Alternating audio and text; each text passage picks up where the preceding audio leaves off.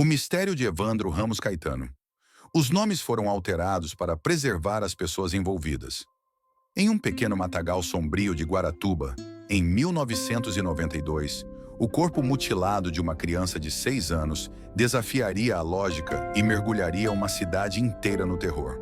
Sem mãos, sem órgãos, sem cabelos, Evandro Ramos Caetano se tornaria o símbolo de um dos casos mais controversos e sombrios da história criminal brasileira. Mas a verdadeira maldade não estava onde todos imaginavam. Evandro Ramos Caetano era apenas mais um garoto de 6 anos correndo pelas ruas de terra batida de Guaratuba, no litoral paranaense. Nascido em 12 de setembro de 1985, um menino de cabelos castanhos e olhos curiosos vivia numa casa simples no bairro Pissarras, com sua família humilde mas unida. Meu filho era esperto demais para a má idade, diria mais tarde sua mãe, Helena Caetano, com os olhos vermelhos de tanto chorar. Ele sabia todas as músicas do rádio, gostava de desenhar carrinhos e sempre pedia para eu ensinar ele a ler melhor. A rotina de Evandro era previsível como a de qualquer criança do interior. Acordava cedo, tomava café com pão e leite condensado, brincava no quintal com seus brinquedos improvisados, carrinhos feitos de lata, pipas de papel de pão. À tarde, corria descalço pela vizinhança junto com outras crianças, jogando bola de meia nas ruas sem asfalto. Guaratuba, em 1992, era uma cidade pequena onde todos se conheciam. Com pouco mais de 20 mil habitantes, o município vivia principalmente da pesca e do turismo sazonal. As casas simples, de madeira ou alvenaria sem reboco, se espalhavam entre a Mata Atlântica preservada e as praias ainda selvagens. O ar carregava o cheiro constante de maresia misturado ao aroma de pinheiros e eucaliptos. Era uma época de mudanças. O país vivia a euforia pós-Collor, mas também a instabilidade econômica. No Paraná, especificamente, algo sinistro pairava no ar. Crianças vinham desaparecendo com frequência assustadora. Desde os anos 1980, já eram 28 casos de menores que simplesmente sumiram sem deixar rastros. Entre eles estava Leandro Bossi, também de Guaratuba, desaparecido apenas 2 meses antes de Evandro. A gente já não deixava mais os filhos brincarem sozinhos na rua, conta Margarete Santos, vizinha da família Caetano. Tinha esse medo no ar, sabe? As mães conversavam baixinho sobre as crianças que sumiam, mas a gente também não queria assustar demais os pequenos. A escola onde Evandro estudava ficava a apenas 100 metros de sua casa, uma distância que qualquer criança da cidade percorria sozinha sem problemas. Era um trajeto simples: sair da rua São Pedro, virar à direita na rua João Pessoa, caminhar 2 quadras e chegar à Escola Municipal Paulo Freire. O percurso levava no máximo 5 minutos, mesmo para as perninhas pequenas de uma criança de 6 anos. Helena trabalhava como doméstica em casas de veraneio da cidade, enquanto o pai de Evandro, João Caetano, era pedreiro e pescador ocasional. A vida não era fácil, mas havia amor e proteção naquele lar simples. Ele sempre chegava da escola correndo, gritando "Mãe, mãe", e me contava tudo o que tinha aprendido, lembra Helena. Era uma criança normal, feliz, que não dava trabalho para ninguém. Nos arredores da cidade, a mata fechada criava um cenário quase místico. Enormes árvores centenárias formavam um dossel espesso que bloqueava a luz do sol mesmo durante o dia. Ali dentro, o silêncio era quebrado apenas pelo canto de pássaros e pelo estalar de galhos secos. Era nesse ambiente que muitos habitantes locais praticavam suas religiões afro-brasileiras, longe dos olhares curiosos e preconceituosos. A Umbanda e o Candomblé tinham forte presença em Guaratuba, como em todo o litoral paranaense. Terreiros funcionavam discretamente, oferecendo conforto espiritual para pescadores e domésticas que buscavam proteção para suas famílias. Entre os praticantes mais conhecidos estava Osvaldo Marceneiro, um homem negro de meia idade que atendia fiéis em sua humilde casa no centro da cidade. O pessoal vinha aqui buscar uma palavra de conforto, um banho de ervas, uma oração, explicaria Osvaldo anos mais tarde. Eu nunca fiz mal para ninguém. Minha religião é de amor, de cura, de proteção. No início de abril de 1992, a primavera começava a pintar Guaratuba com tons mais vibrantes. As árvores floriam, os pássaros cantavam com mais intensidade e o ar ficava mais perfumado. Para uma cidade que vivia basicamente do turismo de verão, abril representava o início da preparação para a temporada seguinte. Era a época de reformas, limpezas e expectativas renovadas. Evandro parecia pressentir alguma coisa diferente nos dias que antecederam sua tragédia. Ele estava mais grudento comigo, recorda Helena. Pedia para dormir na minha cama, coisa que não fazia há tempos. Dizia que tinha sonhado com homens malvados que queriam machucá-lo. A família Caetano não sabia, mas seus dias de normalidade estavam contados. Em poucos dias, aquela criança risonha e cheia de vida se tornaria o centro de um dos casos mais perturbadores e controversos da história criminal brasileira. E o pior de tudo, a verdadeira maldade não viria de onde todos esperavam, mas de dentro do próprio sistema que deveria protegê-lo. 6 de abril de 1992, segunda-feira. O céu de Guaratuba amanheceu nublado, com aquela umidade pegajosa típica do outono litorâneo.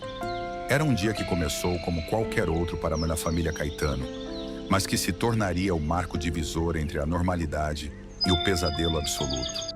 Evandro acordou às 7h30, como sempre.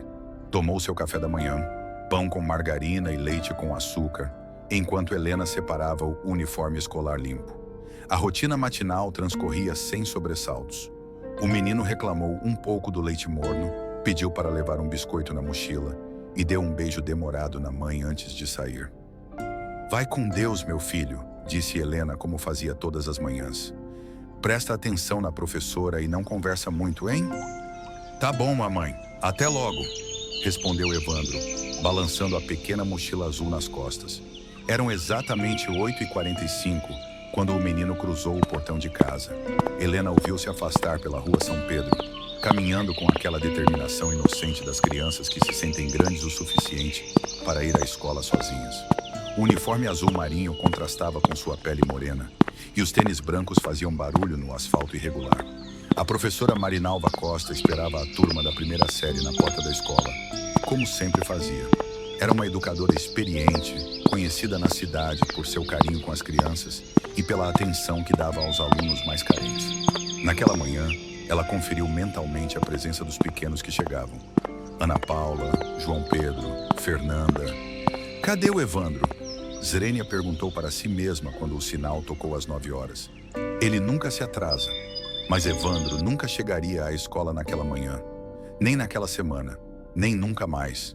Em algum ponto daqueles 100 metros entre sua casa e a Escola Municipal Paulo Freire, o menino de 6 anos simplesmente desapareceu, como se a terra o tivesse engolido, como se ele tivesse caminhado para dentro de um buraco negro que o sugou para sempre da realidade.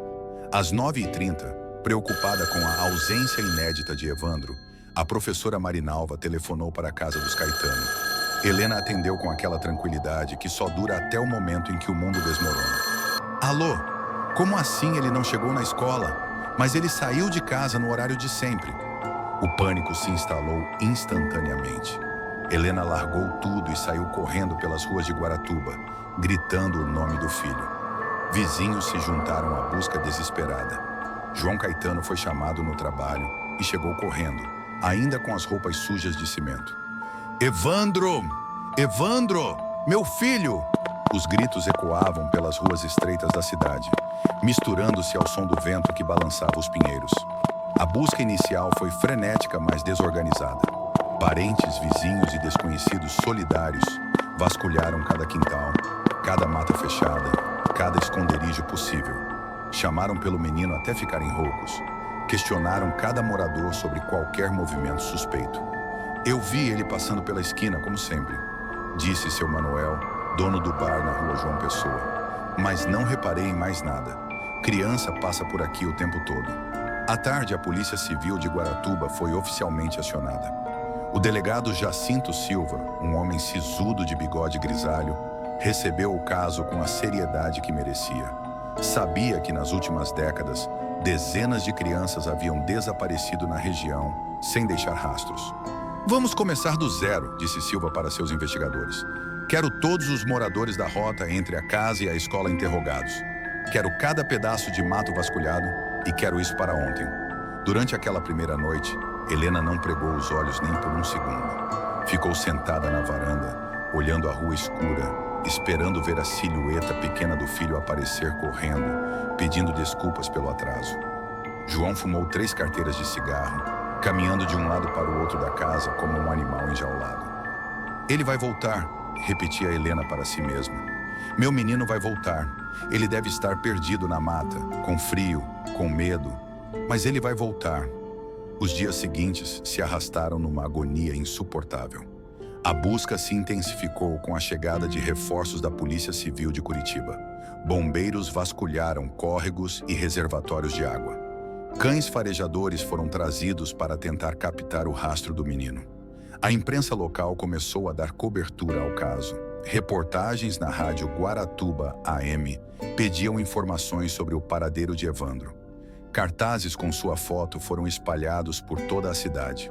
Sua imagem infantil e sorridente se multiplicava em postes, muros e vitrines. Na quinta-feira, 9 de abril, 3 dias após o desaparecimento, o delegado Silva recebeu uma ligação que fez seu sangue gelar. Delegado, encontramos um corpo na mata do Morro do Cristo. É uma criança. Helena desabou quando soube da notícia. Seu mundo, que já estava abalado, se despedaçou completamente. João precisou ser amparado por vizinhos para não desmaiar. O casal foi levado até o local do achado para tentar fazer o reconhecimento. A cena que encontraram era indescritível. No meio de uma clareira cercada por vegetação densa, estava o corpo de uma criança em estado avançado de decomposição. Mas não era apenas a morte que chocava. Era a forma como aquela pequena vida havia sido ceifada. O corpo estava sem as mãos, sem os órgãos internos, sem os cabelos, sem os dedos dos pés. Era como se alguém tivesse deliberadamente desumanizado aquela criança, transformando-a em algo irreconhecível. Meu Deus, meu Deus. A Helena murmurava, apoiada no ombro de uma policial feminina. É ele, é meu menino.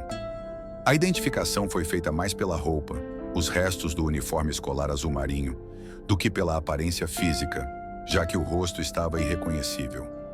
Mas para uma mãe desesperada que procurava o filho há dias, qualquer evidência era suficiente para alimentar a certeza do horror. O laudo preliminar da perícia indicava que a morte havia ocorrido entre 20 e 48 horas após o desaparecimento. A causa oficial, hemorragia interna causada pela extração dos órgãos. Mas havia algo ainda mais sinistro nos detalhes. As mutilações pareciam ter sido feitas com precisão quase cirúrgica. Quem faz uma coisa dessas? Questionava o perito Augusto Mendes, um profissional experiente que já havia visto de tudo. Isso não é obra de animal, é obra de alguém muito doente ou de alguém com propósitos muito específicos. A notícia se espalhou pela cidade como fogo em palha seca. Guaratuba mergulhou num clima de terror e suspeita. Pais passaram a trancar as crianças dentro de casa.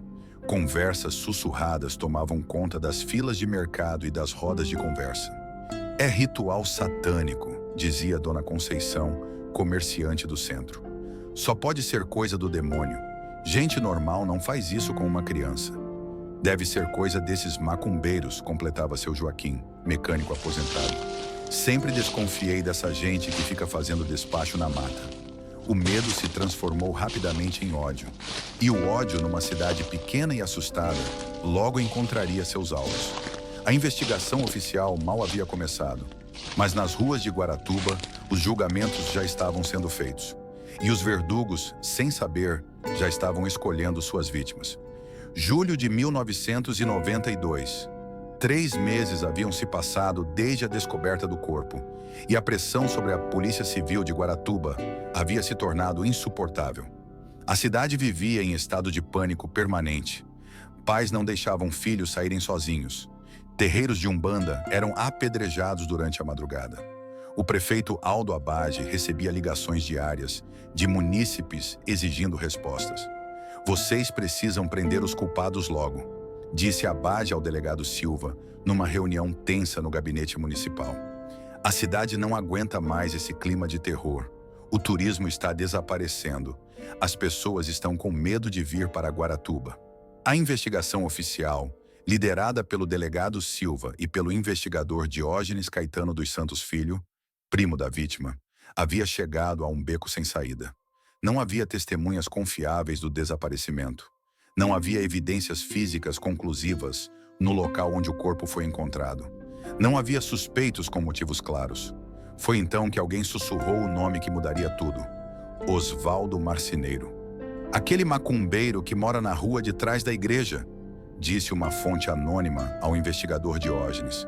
O povo comenta que ele faz trabalhos pesados, coisas de magia negra, e dizem que a família do prefeito frequenta os rituais dele.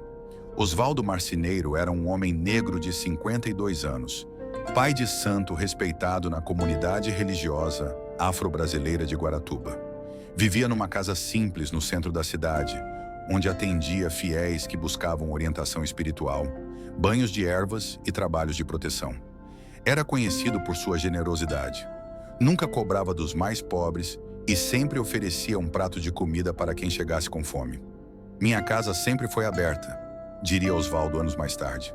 Rico, pobre, branco, negro, todo mundo era bem-vindo. Eu só queria ajudar as pessoas. Mas numa cidade tomada pelo medo e pelos preconceitos raciais e religiosos, a diferença se tornara sinônimo de culpa. E Osvaldo era diferente demais para não ser suspeito. Em 15 de julho de 1992, às 6 horas da manhã, a Polícia Civil cercou a casa de Osvaldo Marceneiro. Foram 8 policiais armados para prender um homem que jamais havia cometido sequer uma contravenção. O que está acontecendo? Xingou o Osvaldo, ainda de pijama, quando os policiais derrubaram sua porta. Por que vocês estão aqui? Você está preso pelo assassinato de Evandro Ramos Caetano, disse o investigador Diógenes, algemando Osvaldo com força desnecessária. E é melhor você começar a falar a verdade. O que aconteceu nas horas seguintes ficaria marcado como uma das páginas mais sombrias da história policial paranaense. Osvaldo foi levado para a delegacia de Guaratuba, onde começou um interrogatório que duraria dias e se transformaria numa sessão de torturas sistemáticas. Fala logo onde vocês mataram o menino! Zerênia gritava o investigador Diógenes, socando a mesa. Nós sabemos que foi você e a turma do prefeito. Eu não matei ninguém, repetia Osvaldo com a voz cada vez mais fraca. Eu nem conhecia esse menino. Por favor, me deixem ir embora. Mas ir embora não estava nos planos da polícia. Osvaldo foi mantido incomunicável por 72 horas, período durante o qual foi submetido a torturas físicas e psicológicas, choques elétricos, afogamentos simulados, espancamentos. O objetivo era claro: fazê-lo confessar um crime que não havia cometido. Eles me batiam até eu desmaiar, contaria Osvaldo anos depois. Depois jogavam água fria para eu acordar e continuavam batendo. Diziam que só parava se eu falasse o que eles queriam ouvir. No terceiro dia de cárcere, Osvaldo não aguentou mais. Quebrado fisicamente e psicologicamente, começou a repetir as palavras que os torturadores queriam ouvir. Foi na serraria do prefeito. Eu estava lá. Fizemos o ritual. A confissão de Osvaldo desencadeou uma operação policial sem precedentes em Guaratuba. Com base em suas palavras arrancadas à força, a polícia passou a investigar outras pessoas supostamente envolvidas no ritual satânico. Beatriz Abade, filha do prefeito; Celina Abade, esposa do prefeito; Davi dos Santos Soares, outro pai de santo; Vicente de Paula Ferreira, ajudante de Osvaldo; Francisco Sérgio Cristofolini, vizinho; e Ayrton Bardelli, funcionário da família Abade. Uma por uma, essas pessoas foram presas e submetidas ao mesmo tratamento brutal que Osvaldo havia enfrentado. A tortura se tornara o método oficial de investigação da Polícia Civil de Guaratuba. Beatriz Abade, uma jovem de 23 anos, filha de uma das famílias mais tradicionais da cidade, foi a segunda a ser presa. Estudante universitária, sem antecedentes criminais, ela foi acusada de ser a mentora intelectual do suposto ritual.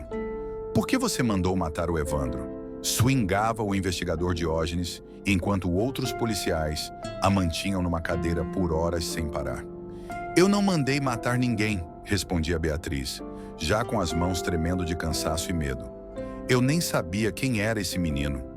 Seus amigos macumbeiros já confessaram tudo. É melhor você falar logo. As torturas seguiram o mesmo padrão: isolamento, privação de sono, agressões físicas, ameaças contra familiares. Uma por uma, as vítimas da sanha policial foram se quebrando e repetindo as versões que seus torturadores queriam ouvir.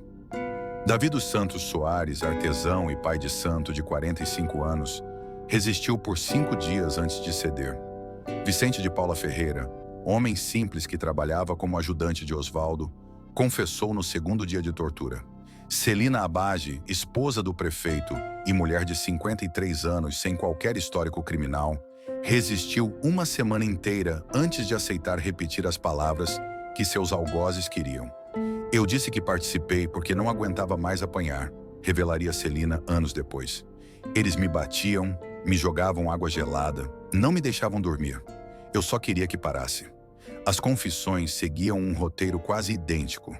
Todas as vítimas da tortura policial acabavam admitindo que participaram de um ritual satânico na serraria de propriedade de Aldo Abage. Segundo essa versão forjada à base de violência, Beatriz e Celina teriam encomendado o sacrifício de Evandro para garantir sucesso político para minha família. Osvaldo, Davi e Vicente teriam executado o ritual, matando a criança e retirando seus órgãos para uso em trabalhos de magia negra. A imprensa local abraçou essa narrativa com entusiasmo. Manchetes sensacionalistas dominavam as primeiras páginas. As bruxas de Guaratuba. Ritual satânico mata criança. Família do prefeito envolvida em magia negra. É um caso que mexe com o imaginário popular, disse o jornalista Carlos Mendes, da Rádio Guaratuba AM, numa reportagem da época.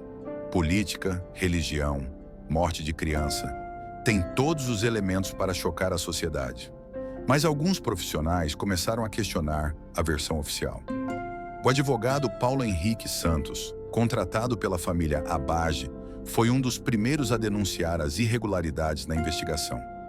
Essas confissões foram arrancadas na base da tortura, disse Santos numa entrevista corajosa. Vocês acham mesmo que uma família tradicional e respeitada iria mandar matar uma criança para fazer ritual satânico? Isso é absurdo. As denúncias de tortura, no entanto, foram sistematicamente ignoradas pela imprensa e pelas autoridades. O delegado Silva negava qualquer irregularidade. Nossos métodos são legais e eficazes. Os suspeitos confessaram porque são culpados. O investigador Diógenes, que liderava os interrogatórios brutais, se tornara uma espécie de herói local. Ele está fazendo justiça pelo meu neto, dizia a avó de Evandro em entrevistas. Esse homem vai descobrir a verdade.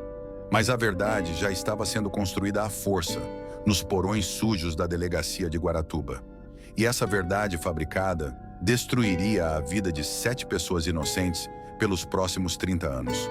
Em agosto de 1992, quando as confissões estavam completas e os suspeitos já haviam sido moídos pela máquina de tortura policial, o delegado Silva deu a investigação por encerrada. O caso Evandro está resolvido, anunciou numa coletiva de imprensa. Os culpados confessaram e serão punidos na forma da lei. A cidade de Guaratuba respirou aliviada. Finalmente, os monstros tinham sido identificados e presos. As crianças poderiam voltar a brincar nas ruas. A vida poderia retornar ao normal. Mas numa cela úmida da cadeia local, 7 pessoas inocentes choravam em silêncio, sabendo que suas vidas haviam sido destruídas para sempre. E em algum lugar, o verdadeiro assassino de Evandro Ramos Caetano continuava livre, sabendo que jamais seria investigado. A justiça oficial havia encontrado seus culpados. A verdade, essa teria que esperar mais 30 anos para vir à tona. Os anos seguintes foram de purgatório para os acusados do caso Evandro.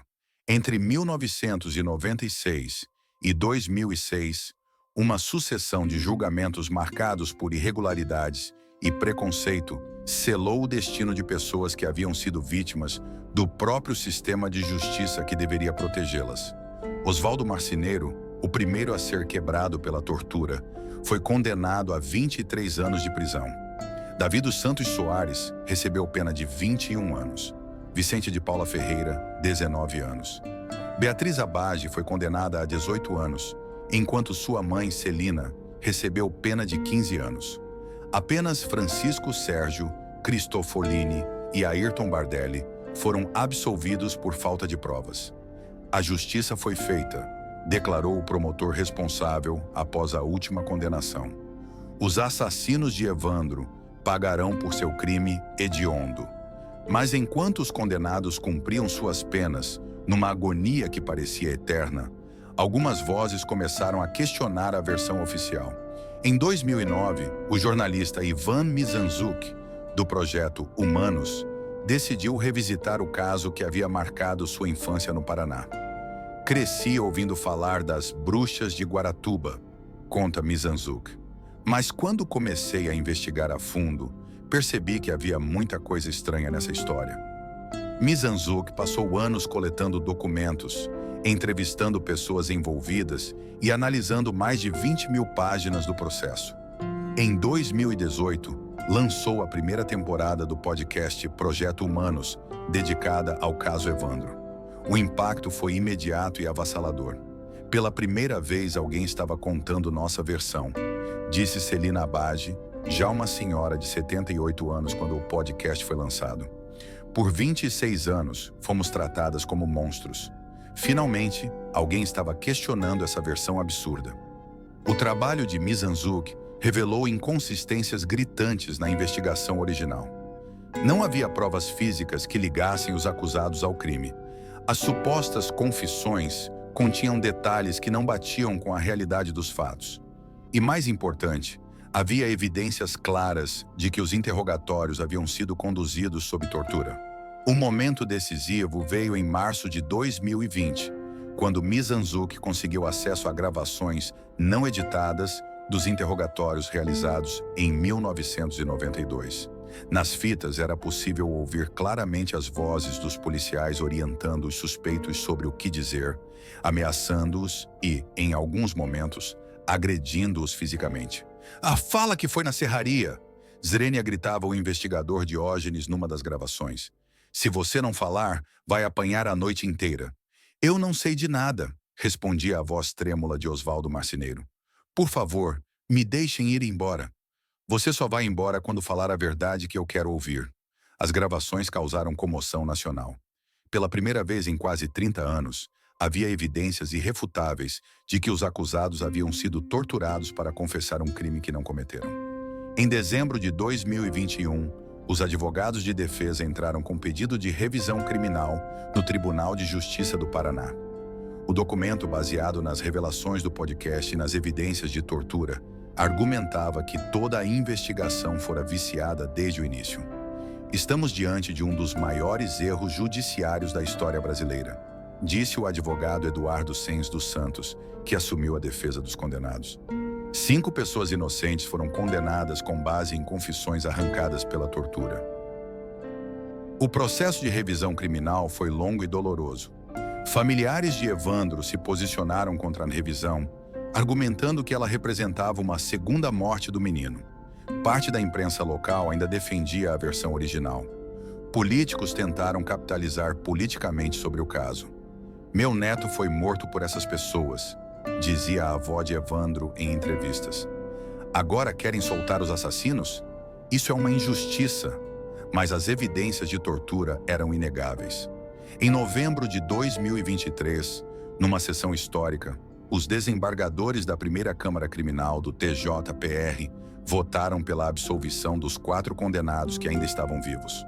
Oswaldo Marceneiro havia morrido em 2017, aos 77 anos, sem ver sua inocência reconhecida. O tribunal reconhece que houve graves violações dos direitos humanos na investigação deste caso, declarou o desembargador relator.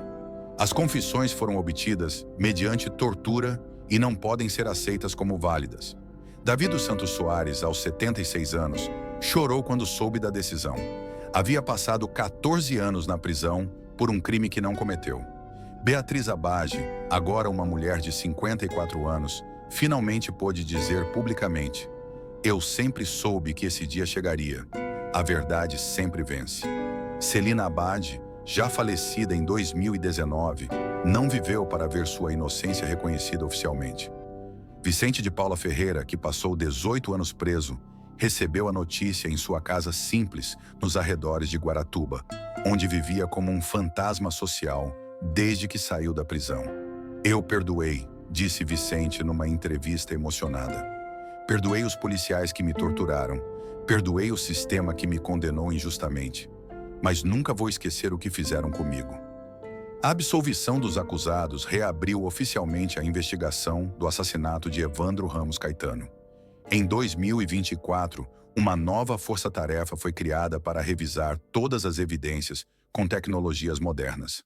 Análises de DNA, reconstrução facial e investigação de outros casos similares da época passaram a fazer parte do processo. O investigador aposentado Carlos Passos, que não participou da investigação original, foi chamado para liderar os novos trabalhos. "Estamos começando do zero, como se o crime tivesse acabado de acontecer.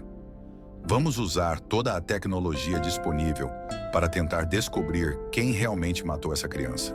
As novas investigações revelaram detalhes perturbadores que haviam sido ignorados em 1992. Exames mais precisos do corpo de Evandro mostraram que algumas mutilações foram feitas post-mortem, o que descartava completamente a hipótese de ritual satânico. Além disso, análises do local onde o corpo foi encontrado indicaram que ele havia sido transportado de outro lugar. Tudo indica que a criança foi morta em outro local e depois levada para a mata, explicou o perito forense Roberto Silva. As condições do terreno e a posição do corpo sugerem que houve uma tentativa deliberada de criar uma cena que parecesse ritual religioso.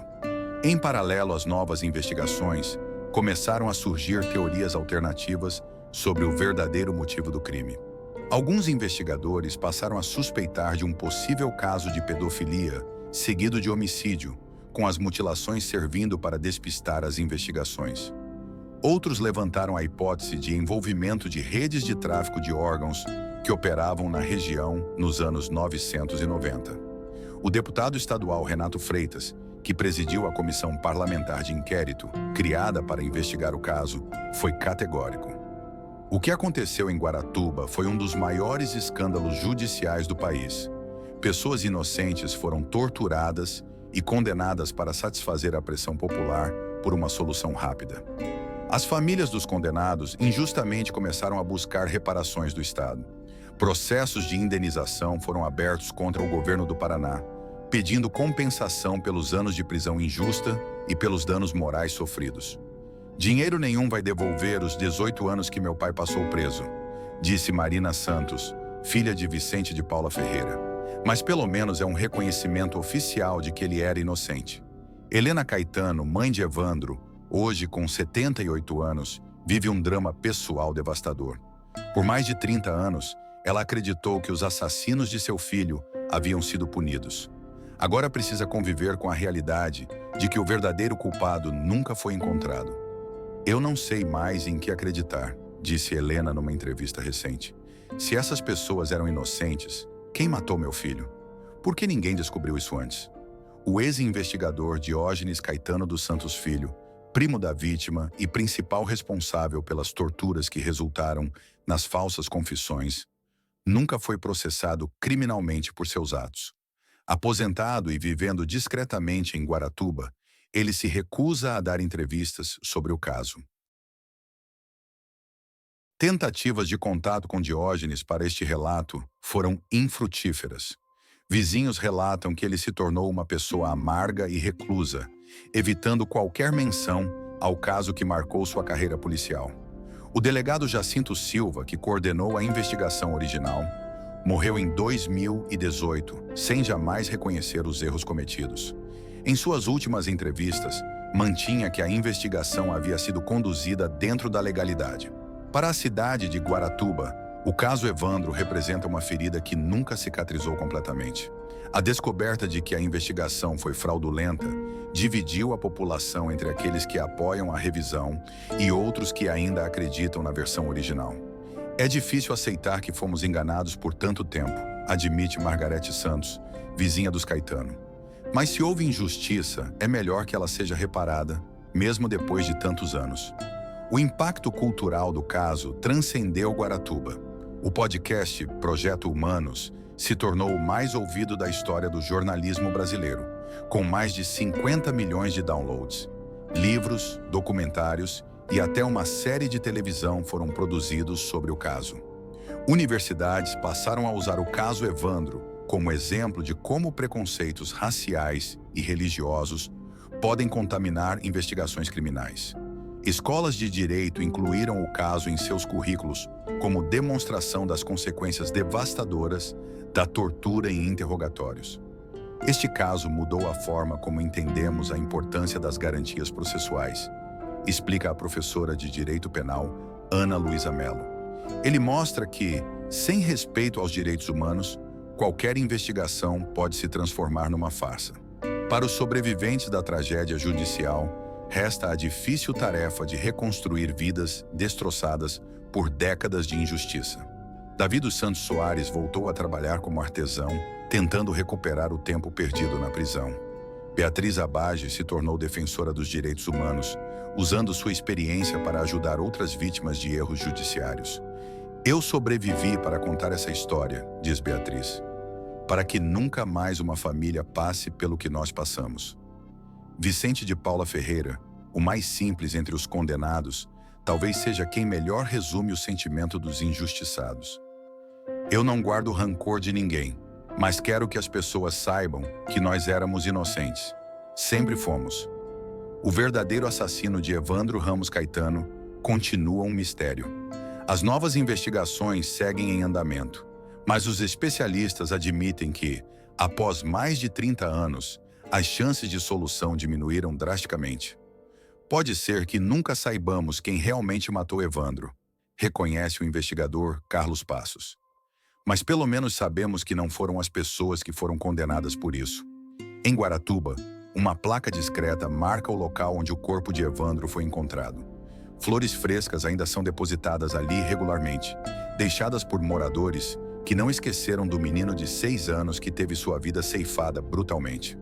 A história do caso Evandro se tornou um marco na discussão sobre direitos humanos, métodos de investigação e os perigos do preconceito institucionalizado. Mais do que um crime que chocou uma cidade pequena, tornou-se um símbolo das falhas de um sistema de justiça que, em busca de culpados, foi capaz de torturar inocentes. Para Helena Caetano, que perdeu o filho e depois descobriu que os supostos culpados eram inocentes, resta a dor dupla de uma mãe que nunca terá respostas. Meu Evandro continua sem justiça. Ele morreu 2 vezes, uma pelas mãos do assassino, outra pela incompetência de quem deveria protegê-lo. O eco das injustiças cometidas em nome da justiça continuará reverberando por gerações. E enquanto o verdadeiro culpado permanece impune, 7 vidas foram destroçadas para sempre no altar de uma investigação que confundiu preconceito com prova, tortura com técnica e mentira com verdade. 32 anos depois, daquele 6 de abril de 1992, Evandro Ramos Caetano continua esperando por justiça de verdade. Não a justiça fabricada nos porões sujos de uma delegacia, mas aquela que honre sua memória sem destruir outras vidas inocentes. Na pequena Guaratuba, o sol ainda nasce todas as manhãs, sobre as mesmas ruas onde um menino de 6 anos caminhou pela última vez rumo à escola. E a cada amanhecer, a pergunta permanece suspensa no ar salgado do litoral. Quem realmente matou Evandro? Uma pergunta que talvez nunca seja respondida, mas que jamais deveria ter custado a liberdade e a dignidade de pessoas inocentes. Toda queda tem seu chão, todo erro, seu céu.